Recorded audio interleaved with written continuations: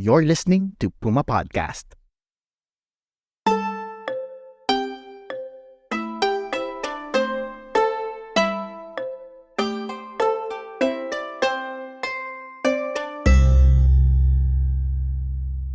I knew that this would be kind of a shocking and disturbing story for people to write about and read about. But I thought it was really important that it was told in the right way and had representation from Filipinos on the team. It's such an affecting story because there is a lot of emotions tied up in this idea that people's bodies were taken after death without consent. I mean, there are many rituals after death where we honor our dead. And so talking to these Filipino communities, especially the Kankanay community, they were saying, this is not honoring our dead. And it was really disrespectful. And so to be able to get their voices out there was really important to us. I'm Bella Perez Rubio, Puma Podcast, and in this episode of Teka Teka, we revisit the story of Maura, a Filipino who died in the US over a century ago. Last 2023, I spoke to the Washington Post reporters who covered the ongoing search for Maura's remains. Their reporting has served as a wrenching reminder of our colonial past. This episode was originally voiced by Trisha Aquino. That's who you'll be hearing for the rest of the episode.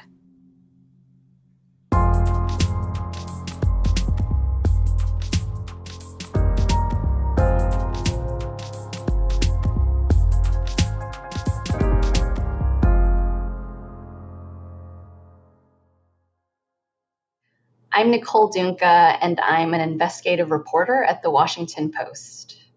Nicole is Filipino-American. She's part of the team that worked on Searching for Maura, an investigative report that's the first of its kind.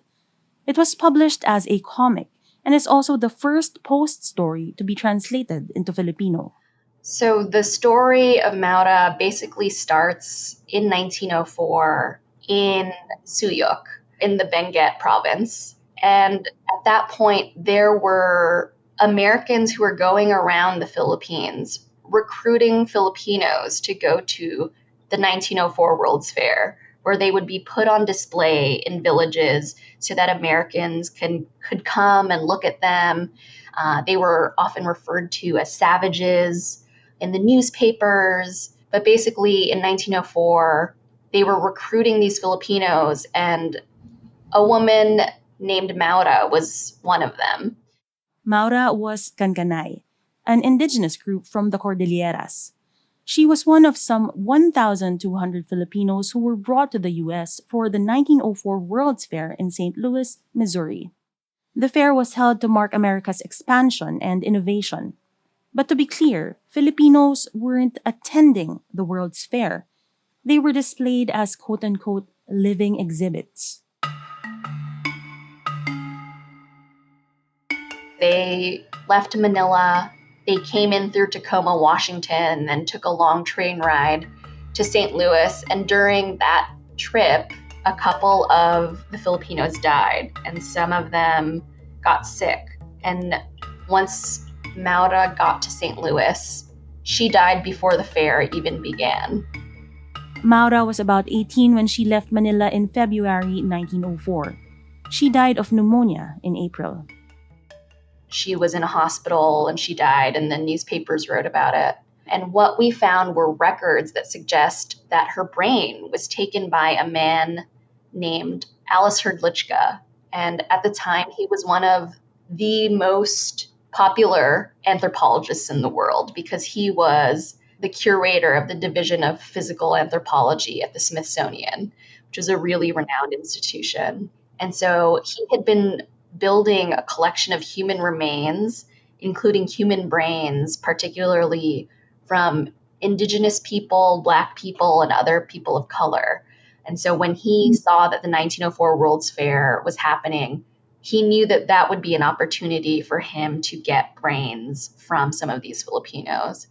Maura's story is part of a larger Washington Post investigative series that uncovers the racial brain collection of the Smithsonian, which calls itself the world's largest museum, education, and research complex. So the records we saw suggest that he actually went there and performed an autopsy and took the brain of a Suyoc Igorot. That's how he labeled it. And so that was likely Maura, who was this woman who was basically also put on display in death, because we found that her body was placed in a casket for people to come see months after her death. So there were people who were coming to see her and two other Filipinos who had died. Even after she had died, she was still, being put on display, basically. The person behind the collection, Alice Hrdlichka, was a white supremacist. His theories on anatomical differences between races have long been disproven. A lot of people at the Smithsonian that are currently in the anthropology department, they obviously don't support what Alice Hrdlichka did. But what we found is that, in a lot of ways, these remains were more out of sight, out of mind. And the reason that we were interested in Maura's story is because we got to know this woman named Jana Año Nuevo Langholtz in St. Louis, and she was marking the graves of various Filipinos who had died at the St. Louis World's Fair and had been buried in St. Louis. And in the process of this, she found records that suggested Maura's brain was sent to the Smithsonian. And once we found that out, we just wanted to really chronicle the whole brain collection, but also the search for Maura, essentially, because nobody knows where her body is now.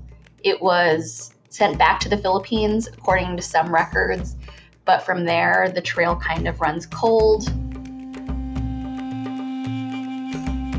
For some, this is a story about a history of colonization long forgotten, buried under Philippine-American ties that seem closer than ever. But there are communities that have waited over a century for closure. As part of this investigation, Nicole traveled to Suyoc, a town in Benguet, to speak to those who still remember Maura. I was able to go to Suyoc to talk to the descendant communities, basically other descendants of people who went to the 1904 World's Fair, and talking to them, they felt like this was just a huge injustice to one of their people. And the fact that they didn't even know about it was very upsetting to them. And the Smithsonian likely cremated the part of Maura's brain that they had. The Filipinos who lived through the trek to St. Louis were part of a sprawling 47-acre display that recreated a Philippine village. It was the largest exhibit in the fair, and the draw was the quote-unquote primitive tribes, particularly Igorots like Maura. And so to be able to find out these things and let Filipinos, especially in America, know about our history was really important. I mean, there are a lot of people who don't know about the 1904 World's Fair. There are a lot of people who don't know the relationship between the U.S. and the Philippines. And that really does color a lot of how Filipinos are seen. I mean, when you think about stereotypes about how Filipinos were eating dog, those kinds of stereotypes were exacerbated by the 1904 World's Fair because the fair officials were pressuring Filipinos to do that on a daily or weekly basis when really that was reserved for ceremonies for some of these communities back home. How has the Smithsonian responded to the story? Nicole answers that question after a quick break.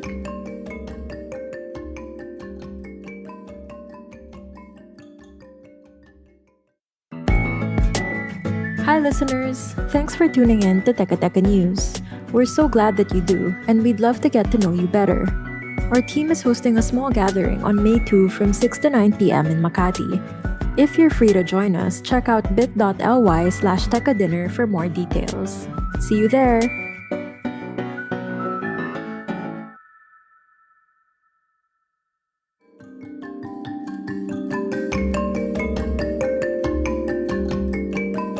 There is a federal law where Native American remains have to be offered for repatriation to various tribes in America. But that law doesn't exist or cover other communities. So Smithsonian doesn't actually have to notify, different governments about the remains in their possession. Only after reporting on this started did they start talking to the Philippines about the possibility of repatriating the Filipino remains in their possession. According to the Post, the Smithsonian has repatriated 4 brains as of August 2023. 255 others remain in storage. It's unclear if Maura is still among them.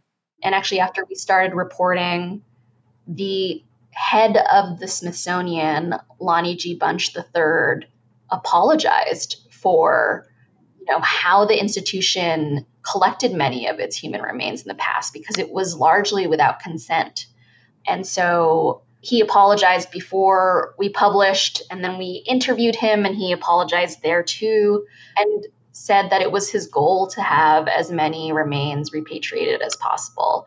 Then after publication, he actually wrote an op-ed piece that was published in the Washington Post, where he called the Smithsonian's darkest history, and basically said that it was going to be his goal to really make sure that the remains were dealt with appropriately. There's a task force that has been created so that they will decide upon the best next steps for a lot of these remains. Jan Añonuevo Langos, the woman whose research prompted the Post's investigation of the racial brain collection, has made it clear on her social media accounts that she finds the steps the museum has taken so far to be lacking. She also believes that Maura's body was never returned to the Philippines. The Post was able to dig up an old news article that said Maura's body was returned a year after her death. Our reporter Bella Perez Rubio reached out to Jana, hoping to interview her, but has yet to receive a response. Here's Nicole again. Went all the way to the Philippines to be able to talk to these descendant communities so that we were making sure we were really appropriately telling their side of the story and getting their voices into a newspaper and a media outlet like the Washington Post, because we have a big responsibility when we tell a story like this, and we have to make sure that everybody's perspectives are really represented in the correct way. And that meant being able to tell these communities face to face in the Philippines and get their perspectives. And, one of the Filipinos there, he was saying, what happened to her really hurts our heart. And it was a really upsetting thing for them to hear. And they're hoping to create a memorial for Maura in Suyoc. Hi, I'm Regine Cabato. I'm the Manila reporter for the Washington Post. And for Maura's story and the Racial Brains collection, I was a translator, a co-editor, and a contributing researcher. What was it like to work on this story as a Filipino writing mainly for a predominantly American audience? It prompted a lot of reflection on the part of the Filipinos and the Phil-Ams on the team. When you think about it, the histories of the United States and the Philippines are inextricably tied together somewhat, because America has been a former colonizer of the Philippines. And that is a history that permeates through every aspect of life and culture, even until the current day. So it's very important for us as a country in the global south to be able to come to terms with how the influence of this world power has really affected the lives of our citizens. Hopefully, this is a story that invites us to kind of re-examine any sort of colonial mentality that might still be in place. The team that worked on this story included 14 Filipinos and Filipino-Americans, and they took extra care to ensure that it was told from the right perspective. So Ren Galeno, the illustrator who is from Davao City and who's incredibly talented, went through a lot of these old photos. And these photos at the time were usually taken by, or we can assume were taken by, Americans who were attending the fair, who were documenting the fair. And some of these photos, one could say, were really, in a way, I guess, seen through the lens of the what one would call the white gaze. But what Ren did was to subvert that. In a lot of other scenes, she reframed historical photos to take a look at what Filipinos were looking at, which was the Americans gawking or looking at them. And I thought that was a very smart way to go about the storytelling. I hope readers of Maura's story would be able to look at, I guess, the depth of what happened at the time, even though these practices were somewhat quote unquote acceptable in the past. They were never really acceptable to the communities or to the ethnicities and the nations that these people were pulled from to go to the fair. But in particular, I hope that it invites Filipinos to hold people who are in power not on a pedestal, but to hold them accountable. And I also hope that, in a cultural sense, that it invites us to really be aware of cultural and heritage issues like this, the ethics of museums, the kind of foregrounding of communities and stories that need to be told. So I'm very glad that the investigation has opened up this whole discussion for the Smithsonian, because it also gives closure to the communities in Suyoc, for example, to the descendants of the World Fair, both in the United States and here at home in the Philippines. It makes them aware that there are ongoing efforts at reparations, at making amends. And that was today's episode of Teka Teka.